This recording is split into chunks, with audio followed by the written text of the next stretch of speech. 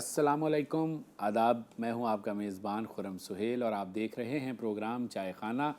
ہمارے ساتھ معزز مہمان پاکستان کے معروف شاعر، طبیب اور سب سے بڑی بات اہل نظر، میں سمجھتا ہوں کہ ان کی سماج پر بھی نظر ہے، معاشرے پر بھی، تخلیقات پر بھی، اور ان زمانوں پر بھی جو لد گئے اور ان زمانوں پر بھی جو شاید آئیں گے۔ آج ہمارے ساتھ گفتگو کے دوسرے حصے میں ڈاکٹر اقبال پیرزادہ موجود ہیں۔ آئیے گفتگو کے اس تسلسل کو ہم قائم رکھتے ہوئے آگے لے کر چلتے ہیں موضوعات کو۔ تو ڈاکٹر صاحب، شاعری ہی کیوں منتخب کیا آپ نے، نثر کیوں نہیں؟ جی دیکھیے، بات یہ ہے کہ یہ طبیعت اور میلان کچھ چیزیں ہیں جو خود بخود انسان میں اگتی ہیں، ٹھیک، وہ اس کے بس میں نہیں ہوتی۔ مجھے بچپن سے موسیقی اچھی لگتی تھی، ٹھیک، مجھے دلہنیں اچھی لگتی تھیں، مجھے خوبصورت مناظر اچھے لگتے جن میں کوئی ترتیب ہو، نغمگی، ترتیب، یہ سب۔ تو شاید میرے مزاج کا حصہ ہے جس کے اندر ایک ترتیب، ایک نغمگی، ایک ردم، ایک لطف موجود ہے۔ صحیح۔ پھر شروع سے میں نے ایک اور بات بھی ہے، نثر کے مقابلے میں یہ یقین رکھتا ہوں اور آپ بھی رکھتے ہیں کہ شاعری میں ایک شاعری کی زبان اور نثر کی زبان میں بڑا فرق ہوتا ہے۔ بہت فرق۔ شاعری میں ایک غیر معمولی تاثر، جبھی تو آپ ایک مصرے پہ آہ اور واہ کہہ دیتے ہیں۔ جی، نثر کمزور چیز نہیں ہوتی لیکن اس میں وہ وقت لیتی ہے، وہ مزدوری والا کام ہے۔ جی ہاں۔ تو اس کے اندر جو ہے نا آپ دیکھ، تو شاید یہ ایک وجہ ہے کہ ایک اسے آپ، تو میں بڑی آسانی سے مصرے کہتا ہوں۔ میں نے مضامین بھی لکھے ہیں، میں نے سائنسی مضامین بھی لکھے ہیں، میں نے سنجیدہ مضامین بھی اسکرپٹنگ کی ہے، میں نے سب کچھ کیا ہے، لیکن وہ واقعہ یہ ہے کہ جو مزہ، جو لطف، جو اطمینان مجھے شعر کہتے ہوئے آیا، وہ اس میں، اس کا مطلب یہ نہیں کہ خدا نہ خواستہ میں نثر کو کوئی کمزور شعبہ سمجھتا ہوں، میرا میلان آپ کی میلان، میری طبیعت نہیں، اس لیے میں نے چنا۔ صحیح، بالکل۔ اور پھر شاعری میں غزل خاص طور پہ آپ نے اس کو منتخب کیا اپنے اظہار خیال کے لیے۔ نظمیں بھی کہی ہیں میں نے، لیکن آپ نے صحیح فرمایا کہ غزل کے بارے میں اگر غزل کی تحلیل نفسی کیجیے جی، تو وہ ہمارے بر صغیر کے لوگوں کے قریب بہت ہے۔ ہمیں عجلت ہے، جلدی ہے، اختصار ہے، انتشار ہے، ایمائیت ہے، رمز ہے، بات چھپا کے کرتے ہیں، پوری بات نہیں کرتے، استعارے میں گفتگو، استعارہ ہے وہ ہے۔ تو غزل یہ ساری باتیں پوری کرتی ہے۔ پھر بس یہ، اور پھر ہم نے سنی بھی غزلیں۔ آپ دیکھیے بر صغیر کا مزاج ہے، بر صغیر پاک و ہند میں غزل، اردو شاعر جو ہے وہ کچھ بھی کہہ لے، بہت کم نظم کے شاعر ملتے ہیں۔ پھر رومان پرستی بھی تو میرا خیال ہے، رومانوی اگر آپ ہیں تو، لیکن ایسا آپ صحیح فرما رہے ہیں کہ تغزل کسی زمانے میں اسی کو کہتے تھے جس میں عورتوں سے گفتگو کرنا بات ہے، لیکن غالب نے اور میر نے تو یہ تصور بدل دیا اور زندگی کے ایسے ایسے موضوعات کو لے آئے کہ جس میں وہ لوٹ جاتی ہے ادھر کو بھی نظر کیا کیجئے، ریشموں کیا لتھڑے ہوئے۔ تو بات کرنے میں تغزل ہونا چاہیے، موضوع تو کچھ بھی لے آئیے آپ، ہاں بات میں ایک شائستگی ضرور ہونی چاہیے۔ یہ غزل کا ایک وہ ہے۔ صحیح بات، یعنی زبان پر عبور ہونا چاہیے، زبان ہو، اور اس کے لفظ بھی، غزل کے اپنے لفظیات ہوتی ہے، اس کا لہجہ ہوتا ہے، لٹ فوراً نہ مارے ہیں۔ اور نظم کے اندر آپ کبھی کبھی کیا کرتے ہیں، آپ رف بات بھی کر لیتے ہیں، اس میں اس کے پاس کینوس بڑا ہے۔ غزل میں ایک پابندی یہ ہے کہ صاحب اس میں شائستگی، نرمی، کوملتا، اس سے نہ ہٹے، چاہے غصہ بھی کر رہے ہوں۔ کتا آ گیا ہے، اس سے بہتر یہ ہے کہ سگے زمانہ ہیں، لفظیات کو ایسے، یہ اس کے میں حق میں ضرور ہوں کہ صاحب ایک شائستگی ضرور۔ یعنی اگر ہم عہد قریب میں دیکھیں تو فیض صاحب نے جس طرح برتا چیز، فیض صاحب کے جھنجھنے جو بولتے ہیں نا، دیکھیے انہوں نے کیسے کیسے دھڑ دھڑ دھڑ، ٹھک ٹھک ٹھک، سب چیزیں انہوں نے کی، لیکن دیکھیے آپ ان کے ہاں لفظوں کی ترتیب ایسے آتی کہ آپ کو جھنجھنے دکھائی دیتے ہیں۔ تو یہ آپ نے بہت اچھی مثال دی کہ فیض صاحب نے نظمیں، کتنی اچھی نظمیں کہی ہیں، لیکن ان نظم کے اندر وہ غزل تو خاص طور پہ وہ متحمل ہی نہیں ہو سکتی کہ اس کے اندر کوئی بھاری لفظیات آئیں یا بہت تلخ خیال، بہت غصے کے ساتھ آئیں۔ لیکن جس طرح جوش ملیح آبادی کے یہاں زبان اپنی معراج پر ہے، لیکن کچھ لوگوں کا خیال ہے کہ شاعری کہیں پیچھے رہ گئی، آپ اس کو کس طرح دیکھتے ہیں؟ دیکھیے جوش صاحب تو اس بات پر بے پناہ مغروب کر دیتے ہیں کہ زبان اور لفظ ان کے پاس کیسے آتا ہے، اس سے ہی دل نہیں ہٹتا. صحیح بات. یہ ایک الگ بحث ہے کہ آپ جب موازنہ کرنے بیٹھ جائیں تو آپ کہیں کہ صاحب ان کے یہاں خیال میں کیا اس قدر تنوع ہے یا نہیں, کیا انہوں نے ان کے موضوعات میں اتنا تنوع ہے نہیں. لیکن میں آپ کو بتا دوں کہ وہ ان کا وہ لطف یا وہ بڑائی اتنی بڑی ہے کہ آپ کو کوئی ان کے خلاف سوچنے کا دل نہیں چاہتا. بالکل. کوئی آتا ہی نہیں ذہن میں بات. ہیں تو عالم آدمی, بہت بڑے آدمی ہیں, زبان اور کچھ بھی نہ صحیح. تو اس شخص نے, آپ اس کو شعر پڑھی, آپ کو زبان ہی سکھا دی. ایک لفظ, ایک کیفیت کا اتنے الفاظ کون لایا؟ صحیح بات. تو یہ کوئی آسان بات تھوڑی ہے, کوئی جینے کو ذہین آدمی کرتا ہے. ایسا ایک خیال ہے ایک طبقے کا, یہ بھی آپ کی رائے جاننا چاہتا ہوں کہ علامہ اقبال کے بعد جس طرح فیض کا نام لیا جاتا ہے, جوش صاحب کا نام بھی اس طرح لیا جاتا ہے, یا شاید ان کو وہ مرتبہ اس طرح ملا نہیں. مطلب آپ کی کیا رائے؟ دیکھیے, عشاق جوش, جی, عشاق فیض, عشاق حسرت جی ہیں, لیکن اصل میں لکھنے والا بھی تو نہیں رہا نا. دیکھیے, لکھنے سے علامہ اقبال کو ڈسکور کیا تھا کسی نے. جی, غالب کو ڈسکور کیا تھا, بالکل ایسے, دریافت کیا تھا میر کو. بالکل. کوئی اب دریافت کرنے والا آ جائے, ناقد بھی تو نہیں رہا. ناقد جسے کہتے ہیں وہ ہے ہی نہیں. ناقد پہ بہت انحصار ہوتا ہے کہ وہ کس شخصیت کے کیسے کیسے پہلوؤں کو سامنے لا کے یقین دلاتا ہے کہ یہ کتنا دیو قامت ہے. تو ہم نے دیکھا کہ لوگ رک گئے علامہ اقبال کے پاس. اب بہت بڑا ناقد چاہیے, بہت بڑا تشریح کرنے والا, تفسیر کرنے والا چاہیے. یوں یہ کوئی چھوٹے لوگ نہیں ہیں. جوش صاحب, فیض صاحب, فراق صاحب, حسرت صاحب, یہ بڑے لوگ ہیں, ٹھیک ہے نا, ان سے آپ روگردانی کر ہی نہیں سکتے. لیکن غالب کو مرتبے کے لحاظ سے بڑے لوگ مل گئے, جی, میر کو مل گئے, اقبال کو مل گئے. تو یہ بھی ان کا ایک ایڈوانٹیج ہے, یہ پہلو بھی ایک ہے. ان کی خوش نصیبی. ان کو لکھنے اب بھی آج بھی مل جائے کوئی تو ان کو کہاں سے کہاں لے جائے. اچھا, ہم اس وقت جس دور میں جی رہے ہیں, یہاں جو آدمی مشہور ہو جاتا ہے وہ بڑا بھی ہو جاتا ہے. یہ ایک رویہ در آیا, اس کو آپ کس طرح دیکھتے ہیں؟ دیکھیں, یہ وہی کہ اب یہ ہے وہ زوال کی ہوا کہ ہمارے ہاں جو ہے بڑا شاعر, ہم بہت سارے لوگ کہتے ہیں کہ صاحب بڑا شاعر وہ ہے جو ٹیلی ویژن پہ بہت آتا ہے, جی, جس کی غزلیں بہت رسالوں میں چھپتی ہیں, جو مشاعروں میں بہت آتا ہے. ہوتا یہ ہے کہ وہ عام آدمی تک وہ آسانی سے پہنچتا ہے, اسی کے اشعار دہرائے جاتے ہیں, اسی کے کلمات دہرائے جاتے ہیں, عام زبان استعمال. تو نتیجہ یہ ہوتا ہے کہ پھر اب میں پڑھتا ہی نہیں ہوں. میں جب نہیں پڑھتا تو پھر تو میں تو کنویں کا میڈک ہوں نا, اسی کو انہی میں سے کہوں گا سب سے بڑا شاعر الف ہے اور بے ہے اور پے ہے. تو یہ میری کمزوری ہے. تو شہرت میں یہ کہوں گا سب سے بڑا شاعر, ایک بچے سے پوچھو کہ سب سے قابل اور مشفق آدمی کو, کہا میرا باپ. جی, اس نے اپنے باپ ہی کا شفقت دیکھی ہے. لاکھ کہتے رہو کہ پڑوسی بڑے, نہیں صاحب میرے باپ سے زیادہ مشفق کوئی ہے ہی نہیں, کیونکہ اس کی کل دنیا اس کا باپ ہے, میری ماں. تو اس طرح یہ بھی ایک وجہ ہے کہ یہ جو ہے ادارے ہیں, نشریاتی ادارے ہیں, ترسیل کے ادارے ہیں, یہاں ان لوگوں نے بھی بہت لوگوں تک پہنچایا. لیکن بہت ہزاروں ایسے بھی تو لوگ ہیں جن کو اگر ہم پڑھیں تو معلوم ہو کہ کیسے کیسے نابغہ روزگار لوگ لکھے ہوئے. الیاس عشقی صاحب ایک ایسا کمال کا آدمی ہے, خدا کرے لوگ اس تک سامنے دیر سے آتا ہے, اس لیے کہ یہ جو وقت کا ورڈکٹ ہے نا, یہ روک نہیں سکتا کسی کو, کام دبا نہیں سکتا, نہیں ممکن نہیں. آپ کچھ اشروں تک اپنے آپ کو زور لگا کے بڑا چھوٹا بنا سکتے ہیں, لیکن صاحب حتمی فیصلہ تاریخ کرتی ہے, یہ ایمان ہے میرا. تو یہ جو آپ فرمانے شہرت ایک الگ چیز ہے, بڑائی ایک مختلف الگ چیز. بالکل صحیح. ڈاکٹر صاحب ایک وقفہ چھوٹا سا ہم لیں گے. ناظرین ہمارے ساتھ رہیے گا, ابھی حاضر ہوتے ہیں.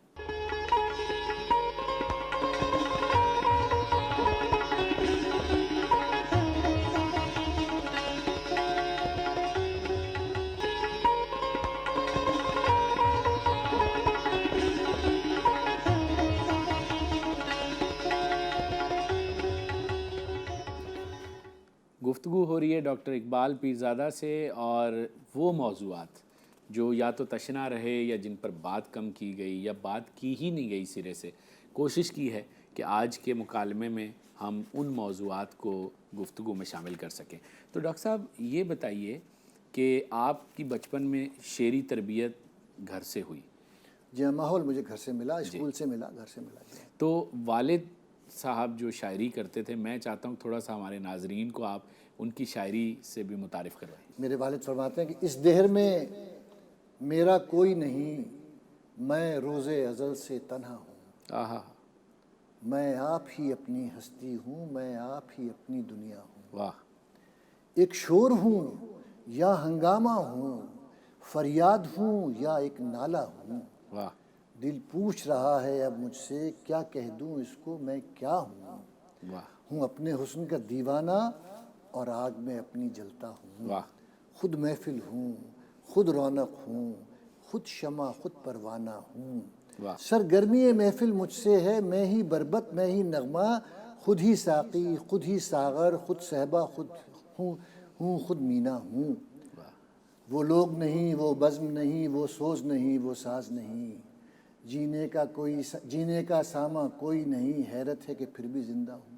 واہ، وہ جانے تمنا کیا جانے، آہا، وہ درد کی دنیا کیا جانے، اے کاش کوئی کہہ دے اس کو روتا ہوں اگر میں ہنستا ہوں، واہ، ہنسنے کا زمانہ ختم ہوا، مستی کا زمانہ ختم ہوا، غم دیدہ ہوں یا خندہ ہوں، ہر حال میں اب سنجیدہ ہوں، فریاد ہوں میں ایک آہ ہوں میں اے شاد، چراغ راہ ہوں میں، کہ کس نے جلایا تھا مجھ کو، اب دیکھیے کب میں بجھتا ہوں۔ واہ، واہ، واہ، واہ، کیا بات ہے تو جناب! یہ ان کی، اگر آپ اجازت دیں جی جی تو میں اپنے والد کی ایک نظم آپ کو جی، سناتا ہوں ضرور صاحب۔ ضرور، کیوں نہیں۔ ہم ذرا جاننا چاہتے ہیں کہ اس زمانے کا کیا ذائقہ تھا جب وہ تقسیم سے پہلے شاعری ہو رہی تھی، تو بہت سرمایہ دار سے میرے والد خطاب کر رہے ہیں، ارتباط شعلہ شبنم کو کیا سمجھے گا تو، میری ہستی میرے راز غم کو کیا سمجھے گا تو، ہٹ گئی ہے مقصد اصلی سے تیری کائنات، راز ہائے خالق آدم کو کیا سمجھے آئے گا تو، تیرا مقصد تیرا منشا تیری دنیا اور ہے، منتہائے حسن دو عالم کو کیا سمجھے گا واہ، تو، تجھ کو رقص و نغمہ میں سے کہاں فرصت بھلا، مفلسوں کے گریہ پہم کو کیا سمجھے گا تو، واہ، ہم نے کی تعمیر اپنے خون سے یہ کائنات، ہم ہیں معمار زمانہ ہم کو کیا سمجھے گا تو، واہ، ہاں وہ دیوانہ زمانہ شاد کہتا ہے جسے، اس کے قلب رشک جام جم کو کیا سمجھے گا۔ واہ، واہ، واہ، واہ، تو واہ، میرے والد جو ہیں وہ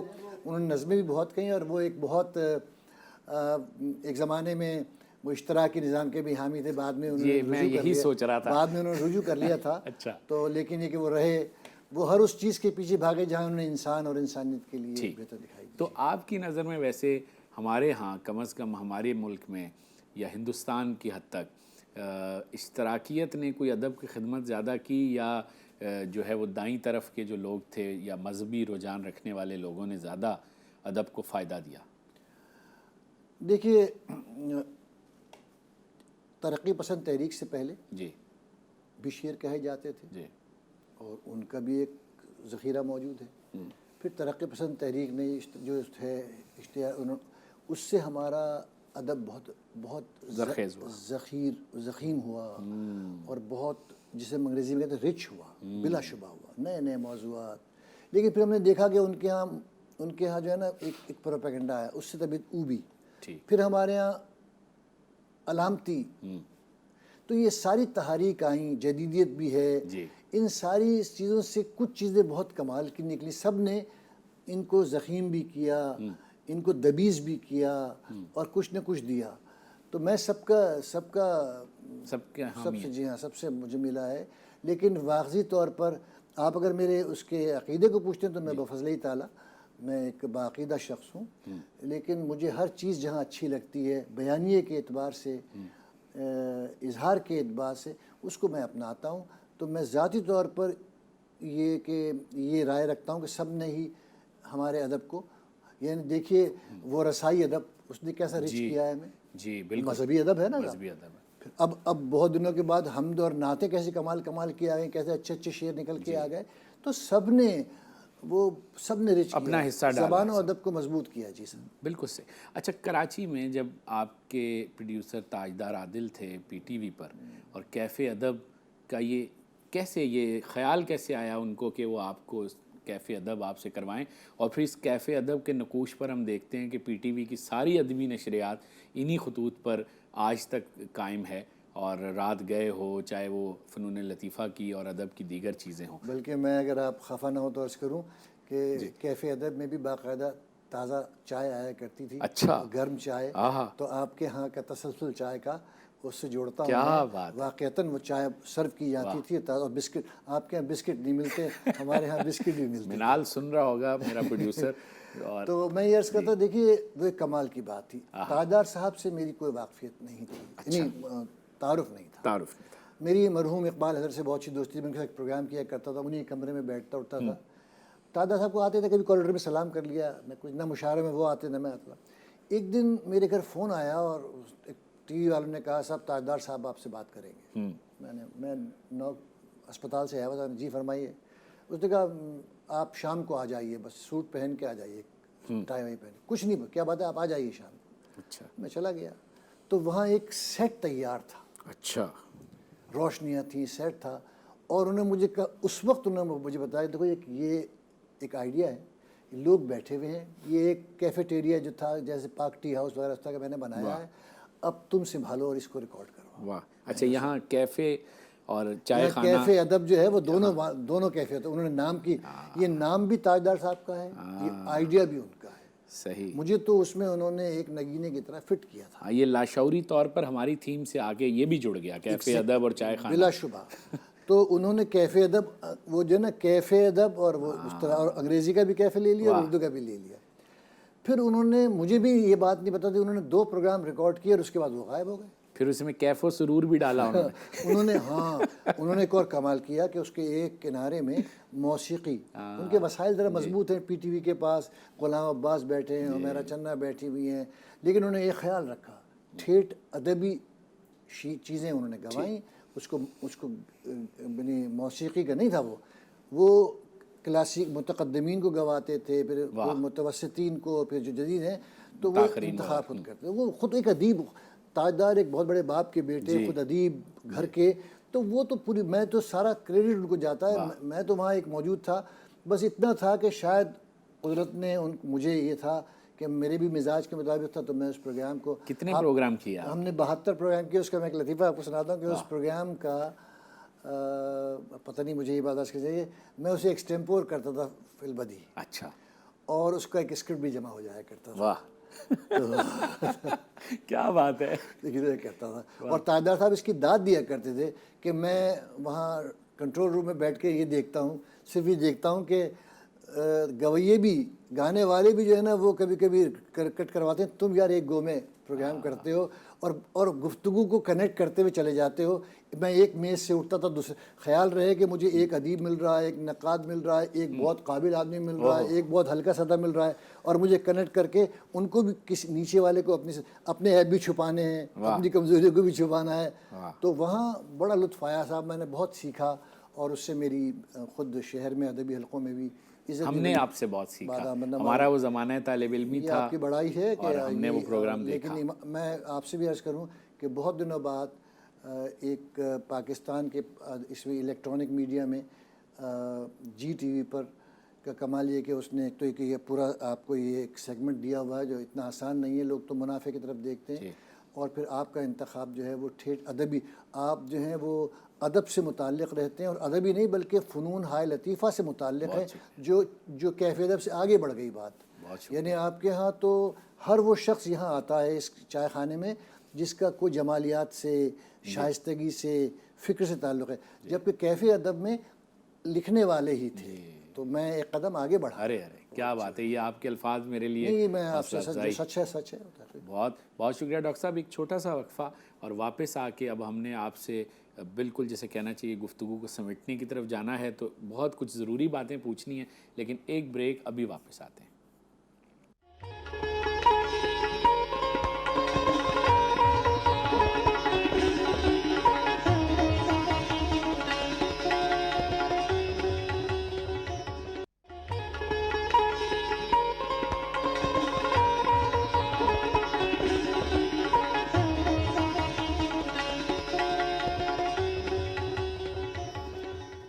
ڈاکٹر اقبال پیرزادہ ہمارے ساتھ موجود ہیں، اور میں جو ایک جملہ اکثر کہتا ہوں، اب آپ لوگوں کو یاد ہو گیا ہوگا کہ اچھے وقت کی بری بات یہ ہے یہ بڑی جلدی گزر جاتا ہے. ڈاکٹر صاحب یہ آج بھی کچھ ایسا ہی میرے دل میں محسوس ہو رہا ہے کہ بہت تیزی کے ساتھ دونوں حصے جو ہیں اس میں گفتگو گزری. بہرحال تو میں نے مہرباں ہو کے بلا لو مجھے چاہو جس دم، میں گیا وقت نہیں ہوں کہ پھر آپ نے یار زندہ صحبت باقی. کیا بات ہے، کیوں مایوس ہوتے ہیں صاحب؟ بالکل بالکل جناب، آپ کو دوبارہ مدعو کرنا ہے. تو یہ جو آپ کی تازہ ترین کتاب ہے کاغذ پہ ماہ و سال، اب یہ آئی ہے، ابھی کووڈ کا دور بھی ہے، زندگی سست روی کا شکار ہے، تو کیا کوئی تقریب کریں گے؟ اس پر کیسے بات ہوگی ذرا بتائیے. جی سر، یہ بڑا اچھی آپ نے سوال، بہت شکریہ آپ نے پوچھا. یہ ظاہر ہے بہت محنت سے کتاب لائی جاتی ہے، اس کے پیچھے بڑی محنت ہوتی ہے، انتخاب ہوتا ہے، چھپائی جاتی ہے.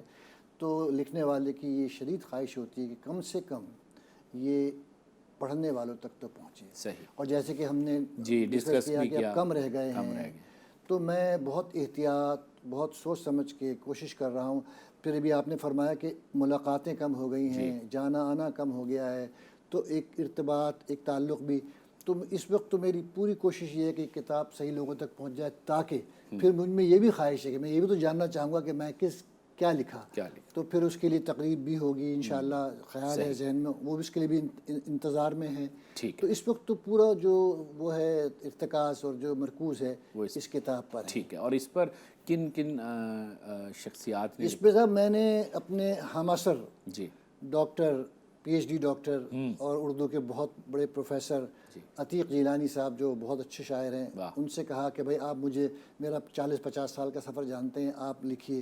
تو تعریفاً نہیں، آپ لکھیے. انہوں نے تو اس کے علاوہ میرے پاس محسن احسان صاحب کی رائے پڑی ہوئی تھی، وہ میں ان کو عزت کرتا ہوں. ضیاء الحسن صاحب ہیں، ڈاکٹر ہیں، لاہور رہتے ہیں، اللہ انہیں سلامت رکھے، ان سے درخواست کی. ڈاکٹر منظر حسن ہیں تو فکشن کے آدمی، اس کے آدمی، لیکن وہ مجھے قریب سے جانتے ہیں، میں نے بڑا وقت گزارا ان کے ساتھ. تو ان سے درخواست میں نے کی کہ آپ اس پہ لکھ دیں. تو یہ ان لوگوں نے اس پر لکھا، اور یہی میرے لیے کافی ہے. یہ بہت ہے کہ یہ آپ کے ناشر بھی تو بہت باذوق انسان ہیں. مبین مرزا صاحب بھی بلا شبہ، مبین مرزا صاحب نے مجھے ہمیشہ میری حوصلہ افزائی کی. میں نے ان سے کہا تھا کہ آپ بھی کچھ، انہوں نے کہا نہیں ڈاکٹر پیرزادہ، اس کتاب پر میں جب یہ آ جائے گی تو پھر اس پہ تب میں بات کروں گا، وہ ٹائمنگ بہت اچھے ہوں گے. میں چونکہ ناشر بھی ہوں، پبلشر بھی ہوں، تو میں ابھی اس پر نہیں لکھتا. تو ان کی بات میں بڑی منطق اور بڑی دلیل موجود تھی، لیکن بڑی محبت کرتے ہیں، داد دیتے ہیں، اور خدا کرے وہ سچی داد دیتے ہوں. کیا بات ہے. نہیں، وہ بڑے باذوق اور بڑے، میں سمجھتا ہوں کھرے آدمی ہیں، کھرے ہیں، اور وہ بہت واقعی وہ جس کو پسند کرتے ہیں. وہ بھی رنجیدہ ہیں کہ یہ کرونا کے زمانے میں اس کی ترسیل میں دشواری ہو رہی ہے. صحیح. اچھا شعر، اچھی شاعری، اچھی تخلیق کاری، یہ اب جو نئی نسل آ رہی ہے، کیا کلیہ فارمولہ دینا چاہیں گے کہ کس بنیاد پر یہ ہو سکتی ہے سرگرمی؟ بہت سادہ سی بات ہے. سب سے پہلے تو وہ کام کرنا چاہیے جس میں آپ کو مزہ آتا ہو. اب اس کا فیصلہ تو آپ خود کر لیں. بالکل ٹھیک. اس لیے مت کیجیے کہ دوسرا کر رہا ہے، لوگ کرتے ہیں. وہ آپ کو مزہ آتا ہے سننے میں، پڑھنے میں، لکھنے میں، کہنے میں، یہ تو بنیادی اپج ہے. جب آپ کو یہ یقین آ گیا تو پھر اس سے اگلا مرحلہ یہ ہے کہ آپ کو جس زبان میں شاعری کرنی ہے، سندھی میں کرنی ہے، اردو میں کرنی ہے، پنجابی میں کرنی ہے، اس میں کرنی ہے، آپ اس زبان کے بنیادی ان کو سیکھیں. لازم اس کے بغیر آپ نہ سیکھیں. اس سے اگلے مرحلے میں یہ کہ شاعری کے فن کو سیکھیں. پہلے زبان سیکھیں، پھر آپ شاعری کے فن کو سیکھیں. پھر اس سے اگلا مرحلہ یہ کہ آپ اچھے شعراء میں، اچھے ادیبوں میں اٹھے بیٹھے، ان کی محافل، ان کی گفتگو، ان کی تقریر. جو ہمارے جسے ہم کہتے ہیں نا کہ ہمارے جو بڑے لوگ ہیں جنہوں نے کتابیں لکھ دی، انہیں پڑھیں. مطالعہ، مشاہدہ. اور اب کتنے بڑے شاعر بنیں گے یہ کسی کو بھی نہیں معلوم. یہ قدرت نے مکمل طور پہ، ہزاروں سیپیاں ہوتی ہیں، موتی کسی ایک سیپی میں آتا ہے. بالکل. ہزاروں لاکھوں ہوتی ہے، وہ بھی کسی کو ہاتھ لگتا ہے نہیں لگتا ہے. پر یہ بھی کہ کم ہے کہ آپ اپنا جھنڈا لیے ہوئے، اپنا پرچم لے کے درمیان میں آپ بھی کھڑے ہیں کہ میں بھی ایک ہوں. تو یہی 4 باتیں ہیں کہ صاحب سب سے پہلے آپ کے اندر ایک خواہش ہو، پھر زبان، بیان، فن، اس کے بعد آپ مطالعہ کریں اور ایسے لوگوں سے ملیں، ڈھونڈیں. ہیں نایاب نہیں ہیں، کامیاب ہیں لوگ. واہ. بالکل ٹھیک. اور ڈاکٹر صاحب آپ نے ایک زمانہ دیکھا، اتنے بڑے بڑے لوگوں سے آپ ملے، اتنی اچھی اچھی آپ کی یادیں ہیں، سنہری یادیں، تو ان کو بھی کچھ آپ نے قلم بند کرنے کا صاحب مجھ میں بڑی خواہش ہے، اور میں نے ایسے نابغہ روزگار لوگ دیکھے ہیں جو اب کم و بیش نایاب ہیں. تو مجھ پہ ہے مجھ پہ، میں اپنے آپ پہ قرض سمجھتا ہوں، خدا کرے کہ مجھے زندگی اتنی توانائی دے. کتاب کے بعد میں نے سوچا کہ میں وہ قلم یادداشتیں قلم بند کروں گا اور چیزیں لکھوں گا اور جو جن لوگوں کو ان سے متعارف کراؤں گا لکھنے پڑھنے والوں کو. یہ شوق مجھ میں موجود. انٹرویوز ہیں میرے پاس جو ان کو میں انشاءاللہ تعالیٰ لکھوں گا، یا جو بھی درجہ ہوگا ان کو. آپ اتنے بڑے بڑے لوگوں کے معالج بھی رہے ہیں، جیسے جان ایلیا کا آپ بتا رہے تھے. ہاں صاحب، جان ایلیا کا میں نے کم و بیش ان کے آخری 6 مہینوں میں نے ان کا علاج کیا، اور مجھے موقع ملا. وہ بلایا، پہلے ان کے گھر جایا کرتا تھا. محسن بھوپالی مرحوم میرے کلینک آیا کرتے تھے. محمد علی صدیقی آیا کرتے تھے. شعور بھائی کو اللہ سلامت رکھے، وہ آتے رہتے ہیں. نسیم درانی آتے رہتے ہیں. نصیر ترابی صاحب کی میں نے خدمت کی. لیاقت علی سے میں کس کا نام لوں؟ وہ اپنے کیا نام ہے ان کا، وہ جو ہیں ذکی عثمانی صاحب، آذر نایاب بدایونی، علی اوسط جعفری، اور بہت نام ہیں جن کے نام رہ جائیں گے. مجھے یہ میرے لوگ ہیں، میں ان کی خدمت کروں تو بہت بڑی بات ہے. اگر مجھ تک آ جائیں تو مجھے یہ ہے، میں اگر یہ ایک الگ پہلو. ڈاکٹر اور پیشنٹ کا ریلیشن کو کبھی وہ ایک ان کا راز کی بات ہوتی ہے، وہ بری بات ہوتی ہے. لیکن ان کے جو ادبی پہلو ہیں، اگر وہاں وہ میرے پاس کچھ ہے تو اس کو میں قلم بند کروں گا انشاءاللہ، اور اس کو لے کر آؤں گا کہ میں نے ان کے ان پہلوؤں اس میں کیا دیکھا. بڑی گفتگو میرے سینے میں موجود ہے. جان صاحب سے جو میری گفتگو ہوئی ہے. کوئی یادگار واقعہ ہو ان شخصیات سے متعلق، کوئی ایسی یاد جو آپ کو بالکل روز اول کی طرح بالکل واضح ہو، ذہن میں نقش ہو؟ صاحب میں ایک چھوٹی سی مثال، ویسے تو بہت ساری باتیں ہیں لیکن ایک بتاتا ہوں کہ میرے کلینک جو ہے نا، وہ ایک یہ ہوتا ہے کہ اندر داخل ہو جائیے اور بیٹھ جائیے. ٹھیک. کوئی نمبر نہیں ہوتا، آپ ترتیب سے آتے ہیں. ٹھیک. واک ان جسے کہتے ہیں نا. تو رش بھرا ہوا تھا، تو میں نے کر کے دیکھا کہ دور محسن صاحب بیٹھے ہوئے ہیں، بھوپالی صاحب. اچھا. اور میں کھڑا ہو گیا. میرے والد کے دوستوں میں سے بھی تھے، میرے بھی بڑے ہیں، ہم مطلب کرتے. میں جلدی سے کھڑا. انہوں نے کہا نہیں، میں اسی ترتیب سے آؤں گا. ایک مجھے یہ واقعہ یاد ہے. ایک مجھے نازش صاحب کا، جو کامریڈ نازش تھے، وہ 2.5 برس ہمارے اسپتال میں داخل رہے. ایک دن میں نے ان سے کہا، نازش صاحب آپ میرے گھر چلیے، مونگ کی دال بھی کھلاؤں گا، پھلکا بھی کھلاؤں گا، اور آپ کے اشعار بھی سنوں گا. وہ دمے کے مریض تھے. تو انکار کرتے رہے. ایک دن میں برا مان گیا. صاحب میں بڑی خدمت کرتا ہوں آپ کی، آپ کیوں نہیں چلتے؟ آپ جواب دیکھیے. کہنے لگے، میاں صاحبزادے، یہاں کمیونسٹ پارٹی کے لوگ آتے ہیں اور وہ کہتے ہیں کہ اس کو کسی چیز کو چیئر کرو. میں ان سے کہتا ہوں میری صحت اس قابل نہیں ہے. کیا میں ان سے بے وفائی کر کے تمہارے مشاعرے میں جا کے بیٹھ جاؤں؟ یہ آپ اصول پسندی دیکھیے صاحب، اصول پسندی دیکھیے آپ زندگی میں. میں ان سے کہہ رہا ہوں چلیے صاحب میرے گھر میں، وہ بیمار ہیں. انہوں نے کہا نہیں، میں جب ان سے کہتا ہوں جو میری ترجیح ہے، تو ایسے بہت سارے واقع جن سے ہم سیکھتے رہے. صحیح بات ہے. اور آپ سے گفتگو جب ہو رہی تھی تو آپ بتا رہے تھے کہ جب ضیاء الحق کا زمانہ تھا، روپوشی میں کئی نامور لوگ، بڑے لوگ آپ کے ہاں بھی جو ہے وہ چھپتے رہے. اور چھپتے کیا رہے، وہ ہمارے ہاسٹل میں آتے تھے. ہمیں معلوم ہوا کرتا تھا، رفیق پٹیل آیا کرتے تھے، اور آگے ہمیں علم تھا کہ وہ رہتے ہیں. بعد میں معلوم ہوا تھا یہ تو بڑے مطلوب لوگ ہیں. وہ جو نذیر عباسی صاحب وہاں آیا کرتے تھے. یہ کامریڈ قسم کے لوگ جو تھے اس زمانے کے، وہ آیا کرتے تھے. تو وہ تو ہاسٹل میں تو پتہ نہیں کون کون آتا ہے، کیا کیا آتا ہے. یعنی مطلب وہ بھی مزیدار یادیں ہیں. وہ دیکھا صاحب، ایسے ہاسٹلوں کی ایک عجیب زندگی ہوتی ہے. سب ہاسٹل کی زندگی بڑی عجیب ہوتی ہے. وہ یا راکھ کر دیتی ہے یا کندن بنا دیتی ہے. بہت ہی عجیب زندگی ہوتی ہے. کیا بات ہے. ڈاکٹر صاحب میں چاہوں گا کہ آپ کی یہ جو پہلا مجموعہ کلام ہے، اس میں سے بھی کچھ آپ ہمیں سنائیں، اور اسی کے ساتھ ہمیں آپ سے اجازت بھی لینی ہے، اور اس امید کے ساتھ کہ پھر دوبارہ آپ کو کسی زندگی کے موڑ پر مدعو کریں گے. آپ سے بات کر کے ہمیں بہت اچھا لگا، اور ہم چاہیں گے کہ آج کی گفتگو کا اختتام آپ کی پڑھنت پر ہو. سب میں اس شکریہ کے ساتھ کہ کسی ادیب اور شاعر کو جس عزت افزائی کے ساتھ اور جس اہمیت کے ساتھ آپ بلاتے ہیں، بٹھاتے ہیں، اور اس کو بڑی حد تک اس کا حق ادا کرتے ہیں، اس کے لیے میں آپ کو داد دیتا ہوں، آپ کے ادارے کو داد دیتا ہوں، آپ کے پروڈیوسر کو داد دیتا ہوں. اور واقعی میرا دل تو نہیں چاہ رہا کہ بہت دیر تک بیٹھ کے یہاں باتیں کروں. میرے بارے میں باتیں ہوتی رہیں، میں بھی باتیں کرتا رہا ہوں. ہمارا بھی یہی دل چاہ رہا ہے، لیکن بس وقت کی مجبوری ہے. ایک چیز سنا کے اجازت چاہتا ہوں جی. کہ اور ناظرین سے بھی ہم اجازت لیتے ہیں، اور اب ہم ڈاکٹر صاحب کا انتخاب یہ اختتامی غزل ہے. اور یہ جو سن لے بڑی میں، جو سنے اس کا بھی شکریہ، جو نہ سنے اس کا بھی شکریہ.